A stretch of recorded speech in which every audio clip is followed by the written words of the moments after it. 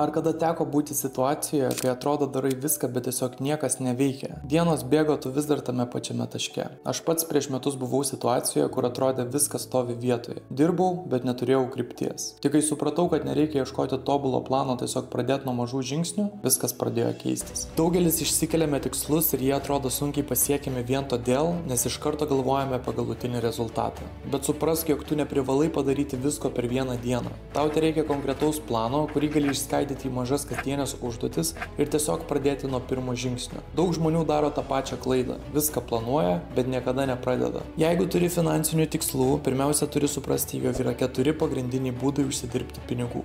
Pirmas ir pats lengviausias tai samdomas darbas, kur per daugiausiai nereikia galvoti, atėjai, atidirbai ir mėnesio gale gavai fiksuotą atlyginimą. Antras – savarankiškai dirbantis. Tai kur kas geresnis variantas, nes čia jau pats koreguoji savo darbo grafiką ir uždarbį.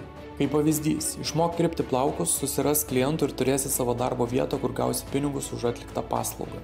Trečias būdas yra tapti verslininku ir patikėk, tapti juo iš savarankiškai dirbančio yra kur kas lengviau negu pabėgus iš samdomo darbo. Na ir ketvirtas būdas tai yra tapti investuotojui, kai tavo pinigai dirba tau. Gali investuoti į dividendinės akcijas, nekilnojamą turtą, kriptovaliutas ir panašiai. Kai žinai šiuos 4 kelius, lengviau nuspręsti, kuriuo nori eiti. Jeigu turi kamerą, tu jau turi įrankį į laisvę. Filmuok, kurk ir augink auditoriją bet kurioje nišoje, kuri tau patinka. Jeigu nerodysi savęs, niekas apie tave ir nežinos. Neįgausi pasitikėjimo iš žmonių, tada tau teks brangiai mokėti už reklamą. Žinau, ką dabar pagalvojai. Gerai, čia viskas skamba, bet nuo ko pradėti? Ir čia daug kas užstringa. Ne todėl, kad jiems trūksta talento ar idėjų, bet todėl, kad jie laukia tobulų sąlygų. Tiesiog pradėk iš to, ką turi. Net jei tai tik telefonas ir valanda laisvo laiko per dieną. Tai tikrai geriau negu nieko. Jeigu esi iš tų, kur jauti viduje, jog turi kažką daugiau, bet niekaip nesiseka pradėti, prisijung prie mūsų bendruomenės, kur rasi žmonės einančius tuo pačiu keliu kaip ir tu.